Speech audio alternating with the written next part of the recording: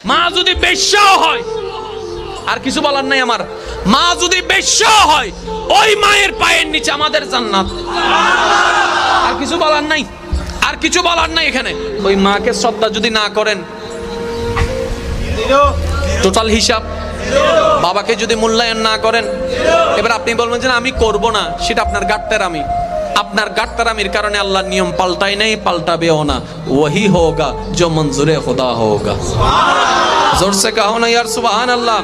তাহলে যারা মা বাবাকে সেবা করেন আল্লাহর ওয়াস্তে, এটা মনে করবেন না যে আমি খাওয়াচ্ছি, বরং আপনি আল্লাহর কাছে শুকরিয়া করবেন, মাওলা আমার সেই জান্নাতের সেবা করার সুযোগ তুমি আমাকে দিয়েছো, তোমার দরবারে লাখো শুকরিয়া আদায় করছি, বলেন সুবহানাল্লাহ।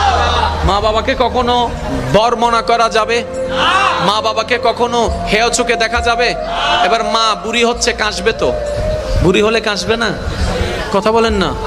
আপনি যদি বলেন যে আপনার কাশির কারণে আমি ঘুমাতে পারছি না, বৃদ্ধাশ্রমে চলে যান, আপনি মাকে বৃদ্ধাশ্রমে পাঠাচ্ছেন না, আপনি নিজের হাতে নিজের জান্নাতের দরজাটা বন্ধ করে দিচ্ছেন।